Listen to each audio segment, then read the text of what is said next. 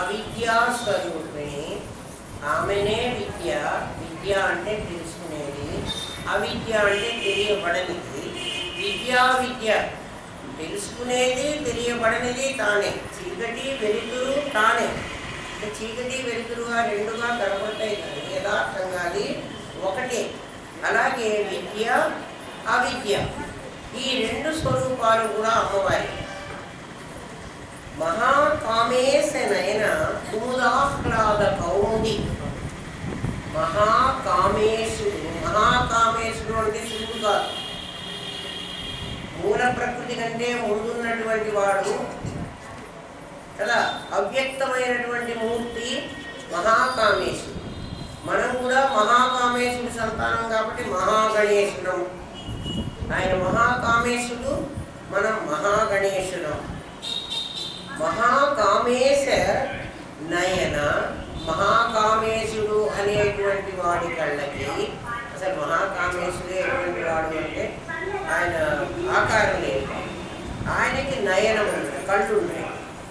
ఆ కళ్ళకు కుముద ఆహ్లాద, నయన కుముదము, కళ్ళు అనేటువంటి కరువ పువ్వులు. కళ్ళని కరువ పువ్వులతో పోలుస్తారు. కరువ రేకులు, తామర రేకులు వాటితో పోలుస్తారు. సోగగా కళ్ళు ఉంటే కామేశనైన కదా, కోరికతో ఉన్నటువంటి. ఏమి కోరిక అంటే జగద్రూపంగా మారాలన్న కోరిక. అందుకని ఆ సోగ కళ్ళు.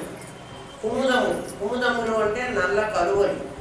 కుముద ఆహ్లాద కౌముది, కుముదముకు ఆహ్లాదము కలిగించే, ఆహ్లాదం అంటే ఆనందం కలిగించేటువంటిది వెన్నెల.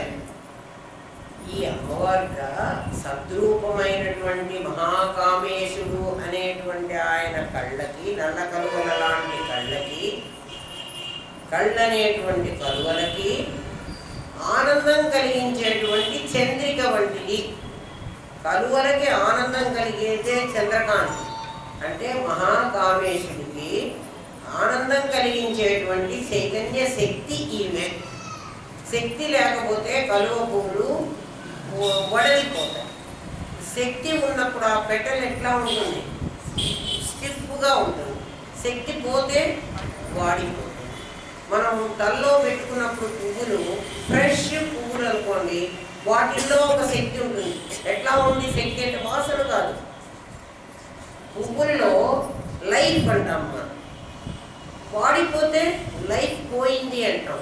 ఆ లైఫ్ ఇచ్చేటువంటిది ఎవరు అంటే ఆ అమ్మవారే. అందుకని ఆమె పేరు మహాకామేశ నయన కుముద ఆహ్లాద కౌముది. కౌముది అంటే వెన్నెల. ఎవరన్నా కౌముది అని పేరు పెట్టుకోవచ్చు. కౌముది అంటే వెన్నెల అని అర్థం. కుముద ఆహ్లాద కౌముది ఆమె. భక్త హార్ద తమో భేద భానుమద్భాను సంతతి. భక్త హార్ద తమో భేద, తమో ఖేద భానుమద్భాను సంతతి. భేద అయినా ఖేద అయినా రెండు ఒకటేగా. భక్త హార్ద, హార్ద అంటే హృదయంలో ఉన్నటువంటి, భక్త అంటే విభక్త కాదు. భక్త ఎవరు? తానే పరమాత్మ అని తెలుసుకున్నటువంటి వాడు. భక్తుడు అంటే వాడు యృష్యతి, యృణోతి, పశ్యతి, అవన్నీ కూడా బ్రహ్మమేనని అనుకునేవాడిని భక్త అన్నారు. భక్త హార్ద తమో భేద, హృదయంలో ఉన్నటువంటి ఆ తమస్సు, ఆ చీకటిని పోగొట్టడానికి, చీకటి పోగొట్టడానికి. చీకటి ఎక్కడ ఉంటుందంటే హృదయంలో ఉంటుంది. హృదయంలో ఉంటుంటే అజ్ఞానం, అంధకారం మన లోపలే ఉంటుంది. కళ్ళు మూసుకుంటే కడిగే చీకటి. ఆ చీకటిని పోగొట్టేటువంటి భానుమత్. భానుమత్ అంటే కిరణములు కరవాడు సూర్యుడు. భానుమంతుడు, ధనవంతుడు లాగా భానుమంతుడు. భానుమంతుడు అంటే కిరణములు కరవాడు. భానుమత్ భాను సంతతి. మరి రెండు భానులు ఉన్నాయి ఇక్కడ. కిరణములు కరవాడైన సూర్యుడికి భాను సంతతి, కిరణముల సముదాయం. సంతతి అంటే సముదాయం. ఒకసారి కిరణములు లేని సూర్యుడు కూడా మనకు కనపడతాడు. సూర్యుడు కిరణాలు లేకుండా ఎట్లా ఉంటాయంటే, ఒక్కోసారి చలికాలంలో సాయంకాలం 4 గంటలు 5 గంటలప్పుడు సూర్యుడికి కిరణాలు ఉండవు. అంటే ఆయన చంద్రులాగే ఉంటాడు. ఎప్పుడైనా చూడండి, ఉదయించముందు కూడా, అంటే ఉదయించేప్పటికీ కిరణాలు వస్తాయి, ఒక కాలంలో అట్లా ఉంటాడు.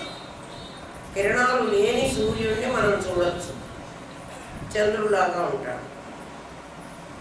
గ్రహణ సమయంలో కూడా అలాగే ఉంటాడు. గ్రహణ సమయంలో కూడా దాంట్లో నుంచి నల్లని అర్థానికి మసి పట్టించి మనం చూస్తాం చూడండి, అప్పుడు కూడా కిరణాలు లేని సూర్యుడిని చూస్తాం. భానువత్తు భాను సంతతి, ఆ కిరణాలు ఎన్ని ఉన్నాయంటే అవి కౌంట్లెస్. సూర్యకిరణాలు కలిగిన సూర్యుడిలాగా, అంటే లేని సూర్యుడు కూడా ఉంటాడా అంటే ఉంటాడు అని చెప్తున్నాడు. అటువంటి సూర్యకిరణాలు కలిగిన సూర్యుడిలాగా మనలో ఉండేటువంటి ఆ తమస్సును తొలగిస్తాడు. అంటే కిరణాలు లేని సూర్యుడు ఉంటే మనలో తమస్సు తొలగదు, కిరణాలు ఉండే సూర్యుడు ఉంటే తమస్సు ఖచ్చితంగా తొలుగుతుంది. భక్తహార్ద తమో భేద భానుమద్భాను సంతతి, ఆమెట శివదూతి. శివదూతి అంటే మెసెంజర్, దూతి అంటే మెసెంజర్, రాయబారి. ఆమె రాయబారం చేయడానికి వచ్చింది. ఎవరైనా రాయబారం చేయాలంటే ఇద్దరు ఉండాలి. సాధారణంగా రాయబారి లక్షణం ఏమిటి అంటే, ఎవడైనా ఇద్దరు యుద్ధం జరుగుతోంది, ఒకడు రాయబారిగా వెళతారు. ఈ రాయబారిగా వెళ్ళిన వాడు తన ఎక్కడి నుంచి వచ్చాడో ఆయన చాలా బలవంతుడు, ఆయన జోలికి పోవాకు, అనవసరంగా యుద్ధంలో చచ్చిపోతావు, నువ్వు బలహీనుడివి, నువ్వు నా మాట విను, ఆయన కోసం చేసుకో, రాయబారి ఈ మాట చెప్తారు. ఇక్కడ అమ్మవారు మహాకామేశుని గురించి మనకి రాయబారం చెప్పడానికి వచ్చింది. శివదూతి అన్నారు ఆమె. అందుకని ఏమని రాయబారం చెప్తుందంటే, గురుజీవుడా, నువ్వు కించిత్తుడివి, నువ్వు చాతగాని వాడివి, నీకేం శక్తులు లేవు, ఆయన సర్వజ్ఞుడు, నువ్వు కించిత్తుడివి, ఆయన సర్వజ్ఞుడు, అందుకని నువ్వు ఆయనతో పెట్టుకుంటే వీలు కాదుగా. పైగా నువ్వు ఒకడివే కాకుండా నీకు ఇంత గణమంతా నీ మీద ఉంది, వీళ్ళందరూ ఆయనకు అవన్నీ ఏం లేవు, అందుకని ఆయనతో నీకు విరోధం వద్దు, ఎలాగోలా ఆయనలో చేరిపో అని శివదూతి. ఎందుకు ఆమె ఆ రాయబారం చేస్తోంది అంటే, నిన్ను మహాగణేశుని చేయాలి అని. నువ్వు ఇప్పుడు గణపతిగా ఉన్నావు, మహాకామేశుడు ఎట్లాగో నిన్ను అట్లా చెయ్యాలి. ఆమె ఆయనకి సంబంధించింది అనడానికి ఆమె శివకామేశ్వర అంకస్థ, శివకామేశ్వరుడి అంకంలో ఉండేది. అంకం అంటే ఒడి, ఆయనలో సగభాగం అయింది. అందుకని ఆయన తరఫున రాయబారం తీసుకొని మనకి చెప్పడానికి వచ్చింది. శివకామేశ్వరాంకస్థ కాబట్టి శివదూతి అయ్యి మనకి చెప్పడానికి వచ్చింది. శివదూతి, శివ ఆరాధ్య. ఆమె ఎవరు అంటే శివదూతి, శివుడికి దూతగా వచ్చింది, రాయబారిగా వచ్చింది. ఆమె శివారాధ్య, ఆమె శివుణ్ణే ఆరాధిస్తోంది. అంటే శివుడి పక్షంలోనే ఉంటుంది. మనతో మాట్లాడుతున్నా, మన మంచి కోసమని ఆమె చెప్తున్నా, ఆమె మాత్రం ఆయన పక్షమే, శివారాధ్య. అందుకని ఆయనకు ఫేవర్ ఉండేటట్టే మాట్లాడుతుంది. ఏమిటి ఆయనకు ఫేవర్ ఉండేటట్టుగా ఆమె రాయబారం ఏం తెచ్చింది? తత్వమసి. ఏమని మనం చెప్తుందంటే, తత్తు వాడెవడో తెలుసునా, త్వమసి, నువ్వే, నీవు వాడే, వాడు నువ్వే. మరి నేను వాడు ఒకటైతే మంచిగా నీ రాయబారం ఎందుకున్నావు కదా. అంటే శివుడికి ఫేవర్గా ఉండేటట్టుగా మాట్లాడుతోంది శివదూతి. గణేశుడికి ఏం చెప్తోందంటే, నువ్వు గణపతివిరా, నీకేం తెలియదురా, నువ్వు కించిత్నుడివిరా అని చెప్తాను. వీడు ఎప్పుడు అంతవాడని మాట్లాడతాడంటే, వీడు కూడా అంతవాడయ్యి, నీవేం లేదమ్మా, నేను అదే, నువ్వు మధ్యలో వచ్చావు, అందుకని నిన్ను మాయా అని నేను తొలగిస్తున్నాను. వాళ్ళు ఒకటైపోయినారు, మధ్యలో రాయబారం చేసిన వాడిని పక్కకు పెట్టేశారు, వాడిద్దరూ ఒకటైపోయినారు. శివ ఆరాధ్య. ఆమె శివుడి తరపునే మాట్లాడుతుంది. శివుడు అంటే శంకరుడు కాదు, పొరపాటుగా అర్థం చేసుకోకండి. ఆమె శివదూతి, శివ ఆరాధ్య, శివమూర్తి. ఇక్కడ ఇది చాలా తమాషా ఆయన పేరు. మామూలుగా రాజుగారు ఒకరు ఉంటారు, ఆయన రాయబారం పంపిస్తారు. అంటే రాజుగారు వేరు, రాయబారి వేరు. ఇక్కడ శివమూర్తి, శివుడే రాయబారిగా వచ్చాడు. అంటే ఇక వేరే శివుడు లేడు. అందుకని వాడి వైపునే మాట్లాడ్డా. శివమూర్తి చూడండి, ఆ పదాలు చూడండి. శివదూతి, శివ ఆరాధ్య, శివమూర్తి, శివాంకరి, అన్నీ శివలే. శివుడికి ఈ పని ముందు నుంచి అలవాటు. అమ్మవారు అపర్ణగా పూజ చేస్తూ ఉంది. పార్వతీదేవి శివుడిని పెళ్లి చేసుకోవాలని దక్షయజ్ఞం అయిపోయిన తర్వాత ఆమె అంతా పడిపోయింది కదా, దక్షయజ్ఞంలో పారిపోయి మళ్ళీ పర్వతరాజు కూతురుగా పుట్టింది కదా పార్వతీదేవిగా. ఆ పుట్టినప్పుడు ఏం చేసిందంటే చిన్నప్పటి నుంచే ఆమె పరమశివుణ్ణి తన భర్తగా అనుకుంది. ఆయన ఎక్కడ దొరుకుతాడయ్యా? ఆ కైలాస పర్వతంలో, ఆ వెండికొండ మీద ఎక్కడో శ్మశానాల్లో తిరుగుతూ ఉంటాడు. కొంప లేదు, గోడీ లేదు, ఏం లేవు వాడికి. పైగా శ్మశానంలో తిరుగుతాడు, మామూలు వెళ్ళో కట్టుకుంటాడు. వాడు ఎందుకమ్మా, నేను రాజును కదా, మంచి పిల్లవాడిని తీసుకొచ్చి నీకు పెళ్లి చేస్తానంటే వద్దొద్దు, నేను ఆయన్నే పెళ్లి చేసుకుంటాను అని ఈమె తపస్సు చేయడానికి వెళ్ళింది. చాలా కఠోరమైన తపస్సు చేసింది. చేస్తే ఆ తల్లి వాళ్ళంతా అన్నారట, ఉమా అన్నారట. ఉమా అంటే ఇంకా చాలమ్మ అన్నట్ట. ఉమా అన్న పదానికి అర్థం ఏమిటంటే చాలమ్మ అని. తపస్సు ఇంకా చాలు. ఉమేటి మాత్ర తపస్సో నిషిద్ధ పశ్చాదుమాఖ్యాం సుమతి జగామ అని చెప్తారు కుమార సంభవంలో. ఉమేటి మాత్ర, ఉమా అని చెప్పారు. ఇంకా చాలమ్మ, తపస్సు మానేసేయండి. అందుకని ఆమె ఉమా అయింది. ఆ తర్వాత ఇంకా ఆమె వాళ్ళు మానమన్నారు కదా, ఇక తపస్సు మానడానికి వీలు లేదని ఆకులు కూడా తినకుండా తపస్సు చేసింది. అంతకుముందు ఆకులన్నా తినేది, ఆకులు కూడా అంటే కందమూలాలు తినేది, తర్వాత ఆకులు తినేది. ఆకులు కూడా మానేసి తపస్సు చేసింది. అందుకని ఆమె అపర్ణ అన్నారు. పర్ణ అంటే ఆకులు, పర్ణములు అంటే ఆకులు, పర్ణశాల అంటే ఆకులతో చేసినటువంటి గుడిసె. అపర్ణ అంటే ఆకులు కూడా తినకుండా వదిలేసి తపస్సు చేసినటువంటి. ఆ అపర్ణగా తపస్సు చేసినప్పుడు శివుడు స్వయంగా తానే మాయావటుడు వేషం వేసుకుని, ఎవరో శివుడు. అసలు ఈ పార్వతీదేవి నిజంగా శివుణ్ణి తెలిసే ప్రేమిస్తోందా, తెలియకుండా ప్రేమిస్తోందా, ఈమె సంగతి కనుక్కుందామని ఆయనే వచ్చాడు. ఒక మాయావటుడు, మాయా బ్రహ్మచారి లాగా వచ్చి, నేను ఇట్లా ఊళ్ళు తిరుగుతూ కైలాసానికి కూడా వెళ్ళాను, అక్కడ శంకరుని చూశాను అని ఏదో చెప్పొస్తే ఈమె ఆయన్నే ఇష్టపడుతోంది కాబట్టి ఆయన సంగతులు చెప్పమని అడిగింది. చెప్తే, అయ్యో శ్మశానంలో ఉంటాడమ్మా, ఉండడానికి వీలు లేదు, తినడానికి తిండి లేదు, అందరినీ భిక్ష పెట్టుకొని తింటూ ఉంటాడు, ఓ కపాలం పుర్రె, వేడి గిన్నె కూడా లేదు చేతిలో, ఇవన్నీ చెప్తారు. పార్వతికి కోపం వచ్చి ఈ మాయావటుని ఒక్క దెబ్బ కొడుతుంది. అంటే పుట్టి అంటే నీ మొహం నీకేం తెలుసులే శివుని గురించి, ఆయన ఏం అడుక్కుంటున్నాడో నీకు తెలుసునా, ఆయన అన్ని అడుక్కు తింటున్నాడన్నావు, ఏం అడుక్కోవడం, ఆయన చేతిలో కపాలం పుర్రె పట్టుకున్నాడంటే మహాగణేశుడి పుర్రె. మన పుర్రెలో బుద్ధి, ఆ బుద్ధిని జ్ఞానం ప్రసాదించమని అడుక్కుంటున్నాడు. అడుక్కుంటున్నది అది.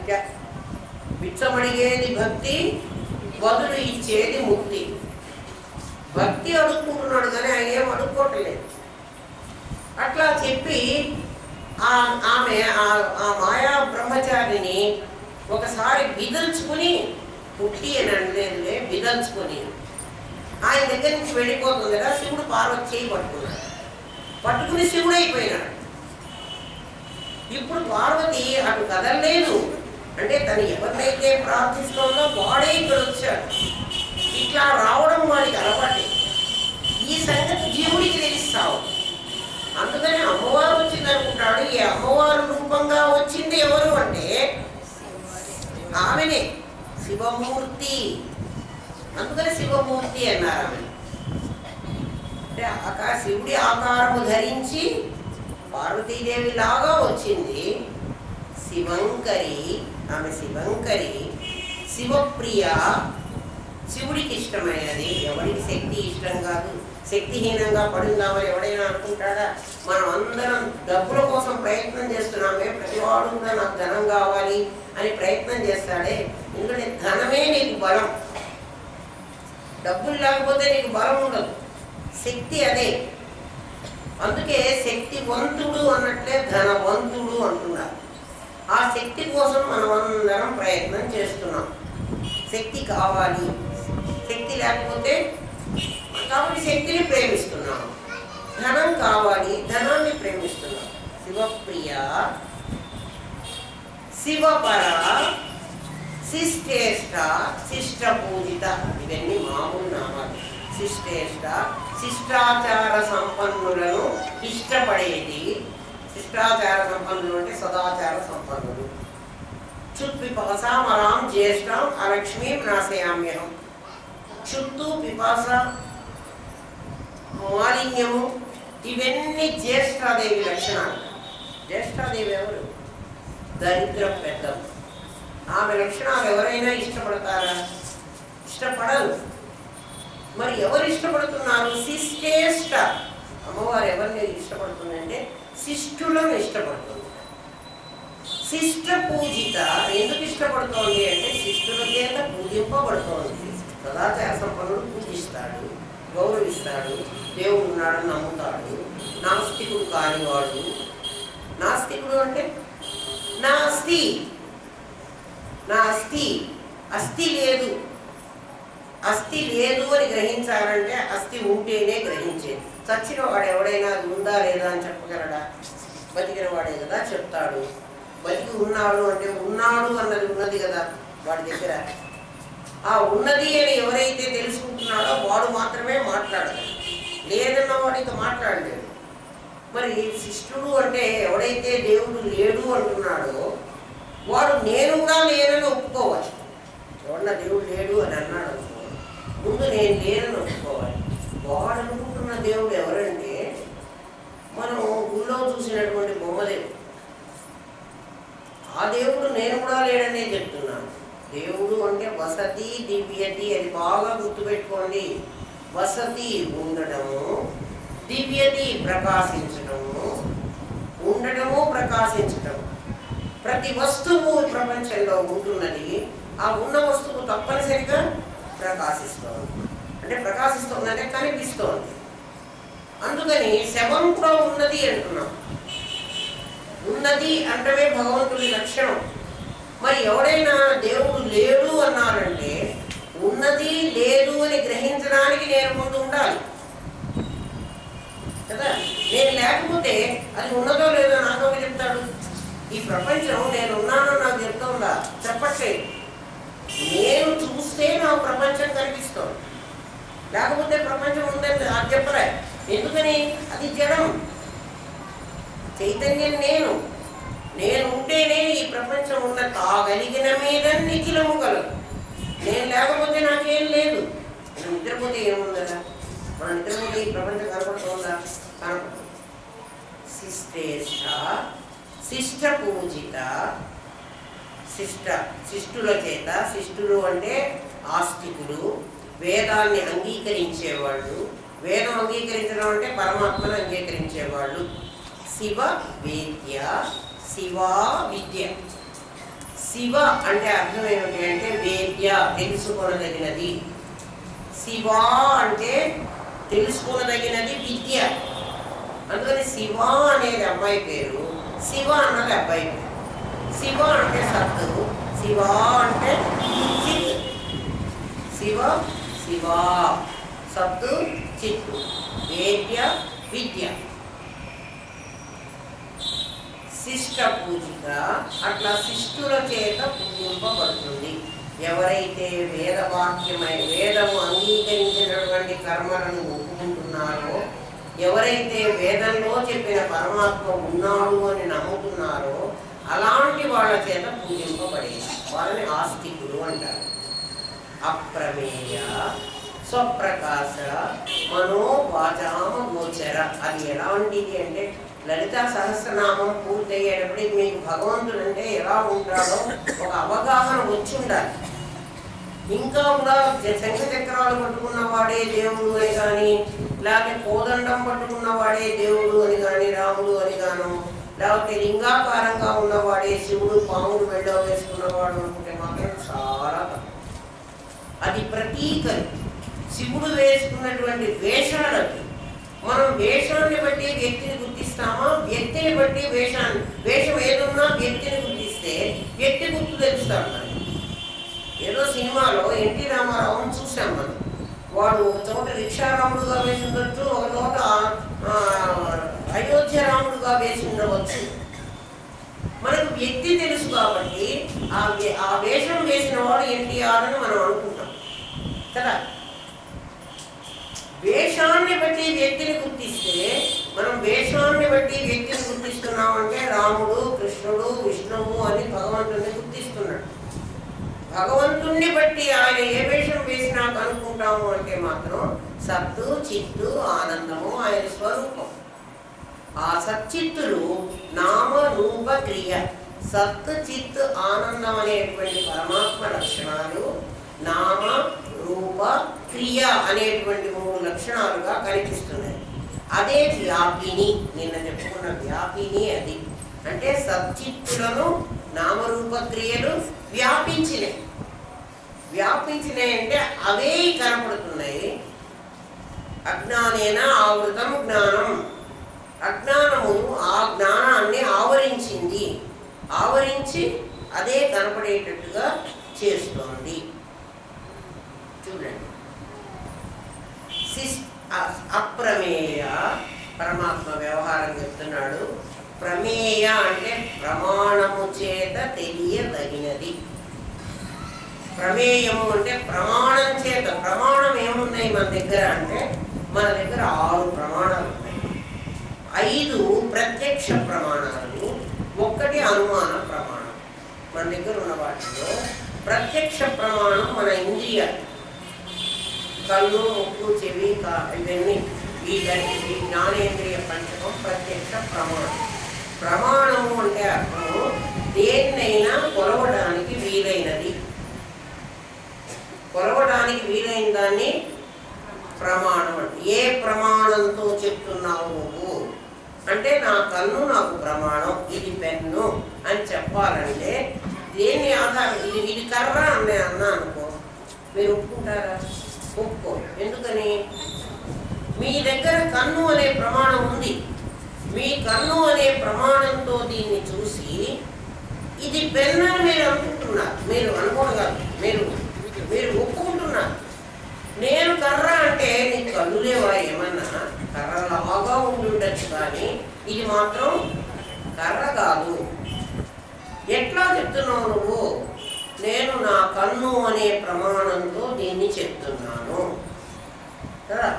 అట్లాగే ఎవరైనా ఒక గొలుసు మన చేతిలో పెట్టారనుకోండి, ఇట్లా అంటాం. మనం చేతిలో గొలుసు పెట్టగానే ఇట్లా అంటాం.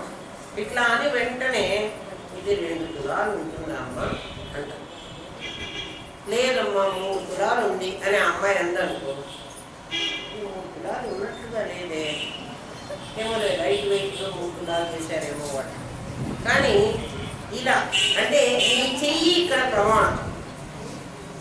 ప్రమాణం అంటే అర్థం చేస్తున్నాను. ప్రమాణము అంటే ఒక వస్తువుని ఒక ఉపకరణం ద్వారా దాన్ని మెజర్ చేసేది. చేస్తున్నప్పుడు ప్రమాదం అవుతాం. నేను ఎప్పుడైతే ప్రమాణాన్ని నేను కొలుస్తున్నానో ప్రమాద. ఇప్పుడు షాప్ అంగడికి వెళ్ళాము మనం. అంగట్లో 1 కిలో చక్కెర ఎక్కువ అని అడిగాను నేను వాడిని. వాడు వెంటనే ఇట్లా ఒక దాంతో ఇట్లా కొలిచి ఒక పొట్లం కట్టి అందులో 2 పావులు చక్కెర పోసి నాకు ఇచ్చాడు అనుకో, నేను తీసుకుంటానా? తీసుకోను. ఎందుకని? ప్రమాణం లేదు, నువ్వు ప్రమాదవి కాలేదు. ప్రమాణం అంటే ఎప్పుడు నేను తీసుకుంటాను? వాడు త్రాసులో పెట్టి నేను కిలో అడిగాను, 2 కిలోలు అడిగాను, పావు కిలో అడిగాను, పావు కిలో స్టోన్ ఇక్కడ పెట్టి, ఇక్కడ నేను అడిగిన వస్తువులు పెట్టి ఈ రెండింటినీ తూకం చేసి ఇది ఈక్వల్గా